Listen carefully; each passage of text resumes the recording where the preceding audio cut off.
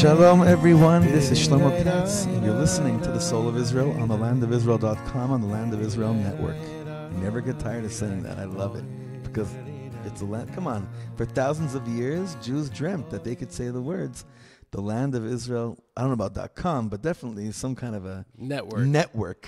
Yeah, it's true. So that's big. And it's big, and you feel it mostly during the 3 weeks that we're in right now. Good morning, Rabbi Ari Abramowitz. Good morning, Rabbi Shlomo. How are you feeling, my friend? Thank God, I'm feeling great. How's your inner network happening? You know, the truth is I'm a little bit tired. I haven't been getting enough sleep, but just for all good reasons. Baruch Hashem, you're getting married really soon. Yes.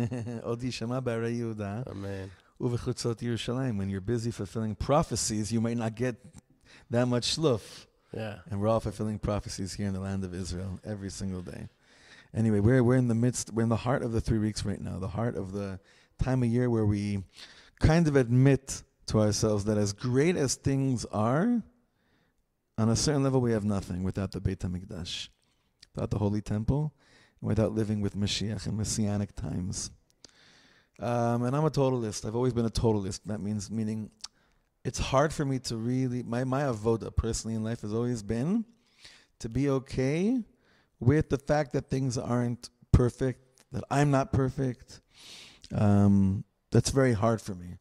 And I never felt like there was an outlet to kind of like, express that emotion. And during the 3 weeks, I actually feel very much at home in a weird way, because as happy as I am that we're back in Israel, we are rebuilding the land. I'm a Kohen. I need to be in a certain place that doesn't even exist right now in the world, and that is the Holy Temple. So it's an opportunity for us, I feel. It's an invitation for you to mourn the lack of perfection. Correct. During the year, I have to push myself to be like, no, holiness, to really be holy means say thank you for the little that you have and just move forward and tomorrow will be better. That's true. But, am I making any heartful sense a little bit? Yes. Anyway, so I want to give the segment I want to do today. I wanted to give a bracha through a teaching that we learned. In Hebrew, there's a concept that's called masa, nesiah. אני רוצה לנסוע לאנשהו, יש לי מסע.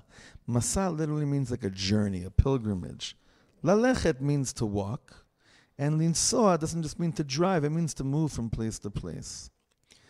Now, why are we saying this? Open your hearts, dearest friends, wherever you are. We're bidding farewell this Shabbos, this portion, this double portion, Matot Maseh. We're bidding farewell to the book of Bamidbar, the fourth book. And the fourth book of Bamidbar, what a sefer it is. I won't say it's my favorite, because I don't think you should have a favorite sefer out of the 5 books of Moses. Each word should be favorite to you. But something strikes you deep about hearing about a lot of great people that do, that fall into low places like we've seen portion after portion. So we're bidding farewell to a sefer Bamidbar. And how do we bid farewell? It's the last parsha. Bamidbar is called Eile Masa'ei Bnei Yisrael. These are the journeys. And the Torah lists 42 journeys, 42 places that we encamped and continued on while we're in the desert till we got to the Holy Land. It's also the 42nd portion of the Torah, which is very interesting.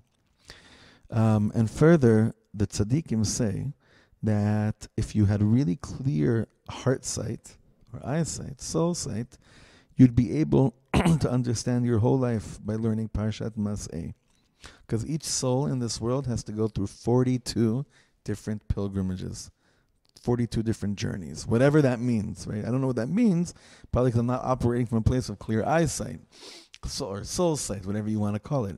But our Chazal, our righteous rabbis explained to us, if we would see that everything you and I have to go through in this world is in this parsha. If we were to write an autobiography, it should have 42 chapters. It would have, meaning if it was an authentically, fully aligned autobiography based on alignment with our soul, there would be 42 chapters, correct. But the difference is between walking and journeying.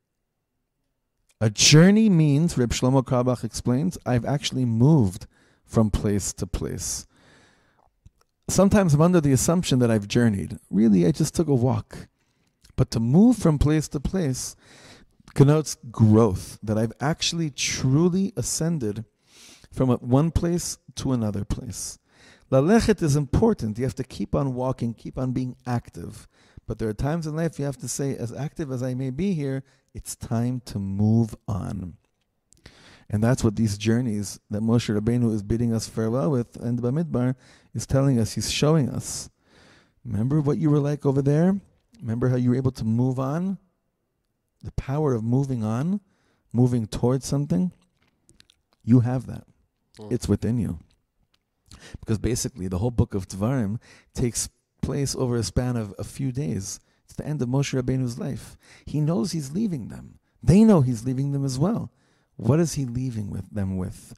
He's leaving them with the self-confidence and the inner notion of understanding, I have journeyed before, I can journey again. Meaning, I've had to move on in life before, I can move on in life again. And I think this is a powerful, powerful lesson. Quite often, when I'm stuck between before a trial and a tribulation in my life, I can hear all the eitzas, all the good advices from very holy people, and that really won't give me enough koach, enough strength to get through something. But sometimes all I have to do is remember I've been through trials and tests before. I thought it was the end of the world, and here I am today. Meaning I become my own Rebbe. I become my own teacher. I become my own eitzah giver. That's the most empowering experience a person could have in this world. That the source of inspiration, guidance, and strength is coming solely from within. En yoter mizeh. That's gold. So maybe this is really what it means. I was thinking about this last night in a shir. I'm working on this teaching. Tell me if you like it. It says, "Veshinantam levanecha v'dibarta bam," that when you give over Torah to your children, v'dibarta bam, you should speak to them. But bam is also the word. Bam is 42. Bet and mem. V'dibarta bam, the 42 journeys. Meaning, how do you really give over the Torah to your children? When you tell them about your own trials and tribulations, the 42 journeys, and you tell them about, you know what gave me the koach to move on at that point in life?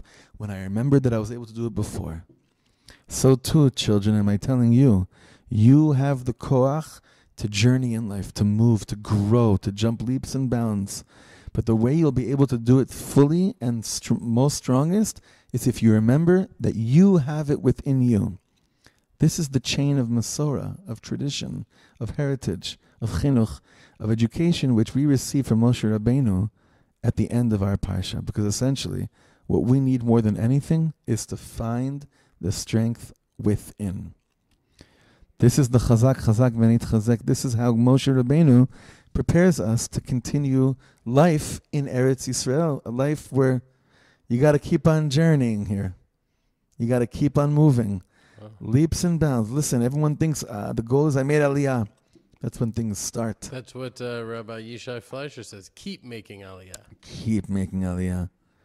Keep realizing that just like you were able to leave everything, Lech Lecha Me'artzecha, that was only in order so that you could do the equivalent of that here in the Holy Land. Constantly, not leaving physical space, but on a spiritual place, to journey from place to place. That's our avoda here in Eretz Yisrael. And we're stuck right now, I believe, in the last journey that we need. The last journey is towards building the Holy Temple. That journey. The ultimate. The ultimate journey. We have it within us. Every year when the 3 weeks come, I always have this dream of interviewing every single rabbi I know and asking them, and any type of spiritual leader in Judaism, and asking them, why aren't we building the Beit HaMikdash right now? And every year I don't do it either out of laziness or because I don't want to make people feel uncomfortable, or because I'm wondering why I don't start. What am I doing about this? Yeah, I was going to ask, what would you answer? What would I answer? What would I answer me if I asked me, how come we not journeying? How come you're not making the last journey? Me? Yeah. How would I answer you? Thank you for putting me on the spot in front of our 25,000 listeners right now. What would I answer you? I'd probably do exactly what I'm doing right now. Is really going inside my heart And I would say I need Hashem to tell me that that's the right decision.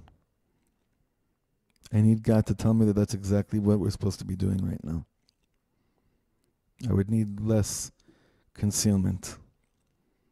And then I would pray that the second that it's more revealed to me, I would go for it.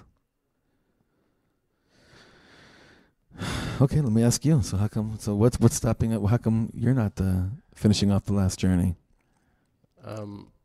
I would have to just say I don't feel ready. I don't feel like it seems to me like it would still be there would still be elements of it that are just a building. You know, that it's not within me yet. I haven't connected all the dots. I haven't merged. You know, my head and my heart still have a large gap between them. And I think that, you know, on a personal level, that's what I feel like. So how am I going to build it? There'd be too much hypocrisy in it if I were to try to build it now. Chazak. It's real. I don't believe you, but that's real. Meaning, I'm not saying I mean, we all have our things, you know? I know. But I think that if we just hold hands a little bit tighter, we'll get to that last journey, that last Masa'e B'nai Yisrael. And then Be'ezrat Hashem Yitbarach, the building won't just be a building. It'll be a place for God's divine presence to dwell in, and Meloch Ha'aretz Kivodo, it'll fill the whole world with God's love, beauty, aura. But if I could just say, you know, the first 7 years of David HaMelech's kingdom was in Judea, right? And then Yerushalayim. And that's what led to the Beit HaMikdash. That's what Shlomo built. So it starts in Judea, ends in Jerusalem. So we are building it now. It's just an early phase. Really, I don't mean that just in a cute way. I don't think you do. You wouldn't be dedicating your life. We're doing here in this Chabura, right? This Chabura is the building of the Beit HaMikdash. Look what we just learned this morning, right? Exactly about that. For more of that, friends, tune into my SoundCloud page. SoundCloud. Yeah.